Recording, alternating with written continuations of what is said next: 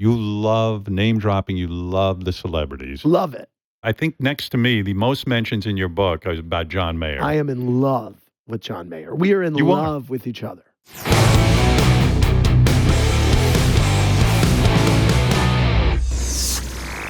When you get out to LA, how do you even function? Like, did you know, like, how do you get an apartment? What do you do? I had a couple friends from school that were out here doing various jobs and gigs and what have you, kind of surviving. The one person that I knew that had a Hollywood career was Paul Rudd, who I knew from back in the Midwest. And, you know, Paul had the long Michael Hutchins hair. He had the cool Duran jacket. It was like he was everything that you thought the cool guy from college looks like in 1988. And he had just done Clueless, and he had just done I think he was going to go do Romeo and Juliet. So like he was on his way. We knew. And he was nice to you? In other words, he hadn't adopted a star attitude like absolutely. Yeah, absolutely. Totally like, well, oh man, it's great. You're coming out. That's awesome. And I remember saying to him, just like, look, dude, I'm not going to like blow up your spot. You know, all I need is one phone number. Just give me one phone number of somebody that I can call that can be helpful in some way. And he did. He gave me the guy who was his first manager. He said, call him. He knows everybody. And I sat in a room with this dude for like 3 hours. The guy just talked and talked and talked. And I was like, I guess this is a good meeting. I don't know. This is like a whole thing, but I ended up getting an agent out of that, and then I ended up going on a million auditions and not getting any of them. What a generous guy! You know, I don't know if you showed up at my door and you're like, "Hey, just give me the name of someone, help me out here," and I'm like, "Hey, fuck this guy. He's a good-looking dude. I don't need him. I don't need him doing well." Competition, yeah. I don't know. Yeah. You know, Paul has always been that way, and is. Throughout my career in life has been, you know, we've been friends for going on 30 years now. He told a great story. I guess you've heard it a million times, but he was a DJ. Joe Buck, who's also a very good friend of ours, Joe Buck and I went to one of Paul's gigs in the whatever early 90s to pick him up because we were all going to go out and have a night. And so there's some 47-year-old woman who most likely still lives on the west side of Los Angeles, who had at her bar mitzvah Paul Rudd, Joe Buck, and John Hamm, and was blissfully unaware of all of it. And it was, I mean, that was his, and we were jealous of him having that job. That was a good paying gig. What was his? Then he had a character, Donnie the Dweeb. He would do this dance called the Dork Dance that became as you must most likely know, with like that circuit is fairly small. So then, if you have any kind of juice on that thing, it becomes like, well, you got to do the Dork Dance, and then I think he ended up charging more for it. I mean, it was like, you know, if you want the dance, then it's going to be another, you know, $50. You love Andy. I love Andy. Somebody asked me the other day, how long have you known Andy? And because I've known so many of my friends for so long, I keep thinking he's my new friend. But then I recalled, oh, wait, I was pregnant. I had terrible morning sickness. And then before, I was like, oh, no, he's not. He's my new friend. But we're working on 25, 26 years now. Of a real friendship, and we've come a long way. In the beginning, we kept bumping into one another, and we had mutual friends, but it wasn't a friendship that was easy. Do you know, like when you have somebody new in your life and you're drawn to them, but you wouldn't ask them out alone? But then eventually we were going to the theater. He would come to the theater with me. I'd drag him to a theater or a restaurant deep in Chinatown that he'd try to understand. But those are those kind of experiences that eventually you're in a room with him and you don't have to talk, and he's that friend that's real, you know, and it just changes. I was talking to Andy last week about this on the air. I mean, he told me he's building a house next door to yours. I said, you know what, leave the woman alone. Wait for her to invite you over. I mean, don't. No. I said, Andy, what are you standing on the deck waiting to see if Sarah's out there? And then, you know, like I could see him sitting out there all day. It's thrilling. And my daughter is going to babysit for Ben. Oh, wow. She already has, actually. Yeah, no, it's not an annoyance. It's like a kind of a bonus, like some kind of wonderful thing that happened. Yeah, I don't know. I wouldn't do well with a famous person in my, because I'm so fucked up that I have to be the most. And I feel like you're not. I have to be the most famous person. Trust like him. trust me when I tell you I'm Stop it. fucked up. You know what I mean? Like I was walking. Jimmy Kimmel will come over my house, and we'll go for a walk or something. Always throughout the years that I knew Jimmy early on, there was no question when I was walking with him. Everyone came up to me and wanted to talk with me and would carry on and want a picture with me. And I loved it because let this guy sit and watch my fame. And then Jimmy's show caught on, and he's on late night television. And all of a sudden, I'm walking with him, and people are, "Hey, Jimmy!" And I was like, "Oh boy, I got to get rid of this guy. I want him out of my life. I'm not walking around with him." She's gonna choke. No, seriously. I mean, Sarah, I don't want it. You need to stop. She's choking. I don't. I gotta get rid of this I love guy. you, but I'm not walking around with you. This act that you guys have evolved into could only happen between two great friends. I am just tickled when you guys are on talk shows together and you start going back and forth. And there are these great lines about Steve peeing. I forget, what the hell was it? The show is like Steve at the urinal. It streams for 35 minutes. I mean, these are fantastic. How much time do you guys spend thinking about each other and writing horrible things about each other? How does it work from a technical standpoint? You know, we used to have a joke that, we tried it on Tom Hanks, and he said, "Oh my God, that is so funny." And the joke was this. I would open with it. I say, "I love working with Marty on stage because he understands the concept of 60-40. Now, Tom Hanks is like laughing his head at it, and we used it like 3 times, and it just didn't play like we thought it would. Marty, you say hanging out with Steve is like Deliverance because it's all fun and games until the banjos come out. That line is so great. I mean, the back and forth between you two, this bromance, whatever it is that's going on, even the two of you. I hate to hear that, but go ahead. But it is a bromance. You two have never seen each other nude, or have you? I've not from the waist up. I've only seen Marty nude through peepholes. I see. You in touch with Lorne, Steve? Oh yeah.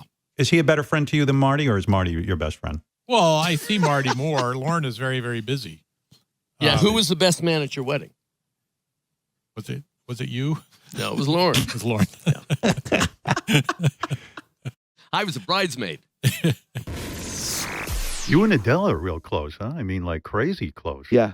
We met in Cardiff years ago on a show that was on Channel 4 in England called T4 Transmission. This is like before even 19, that album 19 was a huge hit. This is so early. And we you got guys on really hit it well. off. Yeah. We hit it off really well. And then my wife is good friends with some of her childhood friends. And that kind of reconnected us. But we'd keep bumping into each other, stay very close. And then, we have photos in like our first apartment in London, Jules and I, of like Adele holding our son when he's like 3 weeks old. Like it's a deep sort of family connection. And I just love her. Must be a really freaky feeling when someone, you kind of knew and, you were hanging out with her. She's your friend. And then all of a sudden that album breaks big and her career is like bigger than anyone. I couldn't have been less shocked. I couldn't have been less shocked. You knew. Oh my God. Well, that's how I went up to her. And I was like, I think I went up to her and I was like, because she has the cover of Make You Feel My Love on that album. And it's as good a cover. I think like, I'm always of the feeling that like, how can any cover version be better than the original? Because it couldn't exist without the original. But I think there's a couple that come real close. Like Amy Winehouse's Valerie, James Blake's A Case of You, and Adele's Make You Feel My Love, and it's extraordinary. And it's so clear. And what's amazing with her is there is this seismic gap between the artist and her. And spend enough time with her personally, you could forget. I forget. Like, and then she'll just sing along to something, and you're like, oh my God. I mean, I think she is a generational talent. I think. And I couldn't be less shocked. Were you nervous hosting Saturday Night Live when you're 7 years old? No, I loved it. You loved it. And Robin Williams came with Steven Spielberg, and they were there for me on that support. show. Yeah. Why? Because they felt like, wow, there's a 7-year-old girl on live television. Maybe she needs some... Steven was there as, like a nurturing father to make me feel like I was, I had my support system around me. And he brought Robin. To make you laugh? I think, they were obviously hanging out at the time, and then Robin couldn't know the world better of comedy and television. So, they came in the dressing room and would just give me pep talks. And what would Robin say? Listen, kid, this is how you do it, or just be calm out there? I mean, he was just really nice and supportive. Yeah. And I was freaking out because Mork was in the dressing room. Wow. And I was like, wow. But isn't it dangerous when Okay. you're a little girl and all of a sudden you're on a movie set like you were? Let's take E.T., which is like the biggest movie of all time. But you start to confuse like Steven Spielberg as your sort of surrogate father. Oh, yeah, I latched right on. And really, that's even dangerous because Steven Spielberg, as much as he might like you personally, you were a commodity. You were somebody who made money, and you did a great job in E.T. Yeah, but at the end of the he's day, not like that. No, could you really trust him? Oh, God, yes. That was the thing. My karma was great taste in people. But isn't it sad when you look back at it? You had to look towards Steven Spielberg, the producer or director of the movie, for a father figure. What? Who better? Is it a good thing? Yeah, it is a great thing. And by the way, But didn't we're it crush you when he still- wasn't available to you? When Steven Spielberg becomes your father figure and he's not really your father, and then you go, "Where's Steven? I need him." He was never unavailable to me. Even at your lowest? When I just saw him the other day. I just booked a dinner to be with him and his wife on November 19th. I And mean, even- we're still But in even when each you go other's to lives. rehab and you had the problems with drugs and you were confused. I didn't want to face him. I actually was like, just give me a minute. I don't Right. want you to see this. And I think that's how children are supposed to feel That's right. towards their parents. You're not supposed to be proud of your bad behavior in front of them. You're supposed to feel shame. So I was glad he made me feel that way. And then I got older. I'd walk in with red lipstick. He'd be like, can you just take that down a little bit when I Right. was like 12. And, when I was on the cover of Playboy, he sent me the blanket. It was like a famous story, and his Yeah. production design team covered me up in the magazine. We also Well, he sent you a blanket and he said, cover up. Yeah, exactly. Yeah. But he, But would you be hurt when he would go on and make all these other blockbuster movies and he doesn't put you in them? Did you start to confuse that at all? Oh, God, no. No, I don't you care understood about the that. business. Oh, God, yes. How old And were you when also- you were on an ET? 6. And yet you had an understanding of the business, because a 6-year-old might say, why isn't Steven still in my life? Why am I not on the next movie set with Steven? Why has he abandoned me? Absolutely. And he didn't. I was on The Color Purple and Raiders of the Lost Ark. And, I would get dressed up in costumes. And, I'm actually in some of those movies in the background. I'm not kidding. When your mom picks you up, gets you out of Baltimore, sends you to a School of Arts. Yeah. You meet Tupac Shakur. No, I met Tupac at Baltimore School for the Arts. We went to high school together. Is that And right? Yes. you were very close with Tupac Shakur. Yes. And Tupac Shakur wasn't the gangster that we all think he was, right? I remember his mother was a Black Panther. Yes. And he had a lot of Black Panthers, sort of raised by the Black Panthers and all that. But he was a revolutionary without a revolution, if that makes any kind of sense. So then that kind of energy just transferred to a whole nother thing. And don't you believe at that time he was in love with you, because he would write poetry about you? I think it's so funny because now being older, I have more of an understanding of what that was between us, because, when you have two young people who have very strong feelings, but there's no physical chemistry between us at all. You were not and it wasn't attracted to even him. just for me. Right. It was him too. There was a time when I was like, just kiss me. Let's just see how this goes. And when I tell you, it had to be the most Sexless. disgusting kiss for us both. Why? Explain that to me, because it was so platonic, the relationship? I think, the only way I can put it is just the higher power just did not want that, because I feel as though if Pac and I had any kind of sexual chemistry, we might have killed each other, because we Right. were both so passionate and, we love deeply. I mean, it was hard enough just with us being friends. We had a very volatile relationship. Did you recognize him as a great talent at that point? I did. What was it, his poetry? It was his poetry. It was his personality. I had never in my life met a person With that like kind of Pac. charisma. He had so much charisma, Did and you- he didn't have. he was poor. I mean, Pac was poor. When I met Pac, he owned 2 pairs of pants and 2 sweaters, and that's it. Were you shocked when he achieved the degree of fame that he did? Absolutely not. Really? Because I knew come that on. was going to happen. I mean, for both of you to become famous out of this shitty neighborhood in Baltimore is almost impossible. It is. It's crazy. And he used to tell me all the time, he was like, Jada, you're a superstar. He's like, you're a superstar. He didn't say it about himself. He didn't say it about himself. No, he didn't. But he used to say it about me. And and he went to L.A. he went to Oakland. He went up north, and things started jumping off for him. And it really happened for us both at the same time. But then as you go off to L.A. and pursue a career, and he goes off doing his thing, you guys are not friends. He went to jail. He went to jail. And you've said when he went to jail for the first time, he called you after that, and that he changed. Jail changed him. Well, it wasn't. There was a lot of things that transpired once he went to jail. It was really once he came out, right, that he changed quite a bit, which you mean is his understandably. Fame changed him, or just coming out of jail? No. Jail.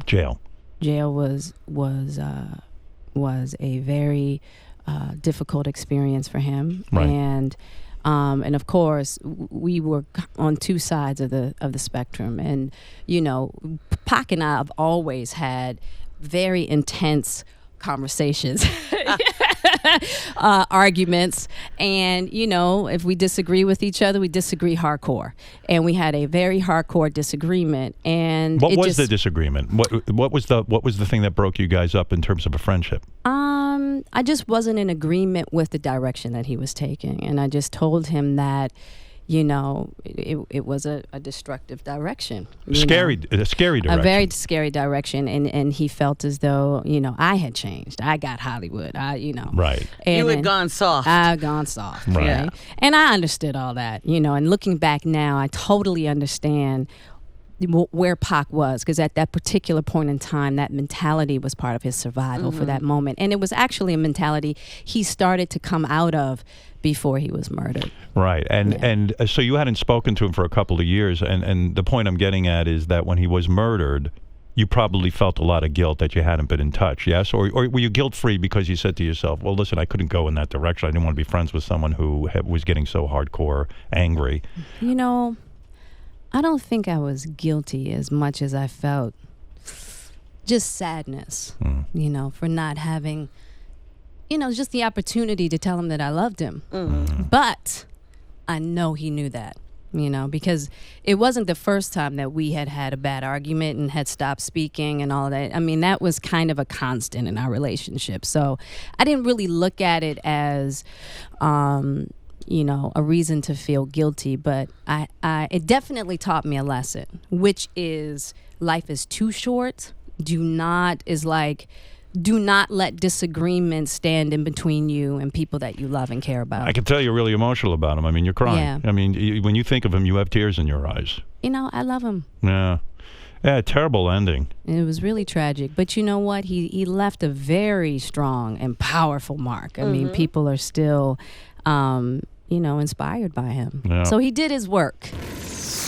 You love name dropping. You love the celebrities. Love it.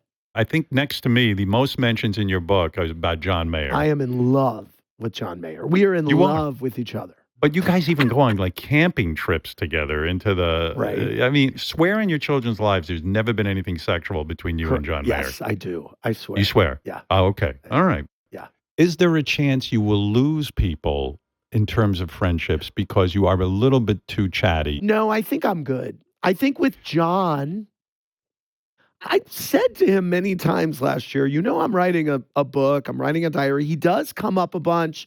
Regarding Journey, regarding that feud I was in, I think he said to me, and I put it in the book, he said to me, never get into a feud with an 80s rocker. He's had a few. And he said they're brutal and they never kind of let go. Sarah Jessica listens to Radio Andy a lot. And I'm surprised by the amount she listens. And she often will say to me that she is so surprised how transparent I am on the radio about what I'm doing and what I'm thinking and who I'm seeing. And sometimes when she says that, I wonder, did I say something about you that you're pissed about? But I think she would tell me. Well, you say in the book when you decided to rent a house out in the Hamptons, it had to be next door to Sarah Well, Jessica no, that's Parker. not true. No, it didn't say. I didn't say it had to be next door to her. I No, said it it seemed was like next that. door to her. I said I was Of her. all the places in the Hamptons, you went next door to I Sarah did. Jessica I was Parker. her Willona Woods last summer. If you get the Good Times reference, I Are was you like, dizzy with your success when you're next door to Sarah Jessica No, Parker? I'm you not. come on. I see this smile. You can barely contain yourself. no, you love it. I'm not. No, I'm You not. love I'm it. Kind of. Did you stop over? I've been Would you- friends with her for 25 years almost. But to be friends with Sarah Jessica Parker. I would say the first 5 years of our friendship, I would look at her and I would say every time I got an email from her and every time we were out to dinner, I was like, oh, holy shit. I really Exactly. was. I could not believe it. And this was also the height of Sex in the City. And I'm like, I'm like out with Carrie Bradshaw right now. This is the coolest. It does not actually get cooler than this in my This is- mind. And it was true, but it was real. I mean, I really was like, I'm still titillated by our friendship, but I've gotten over the excitement of the newness of it and the, I can't believe this. I mean, at some point, 20 something years into a friendship, you digest that it's there.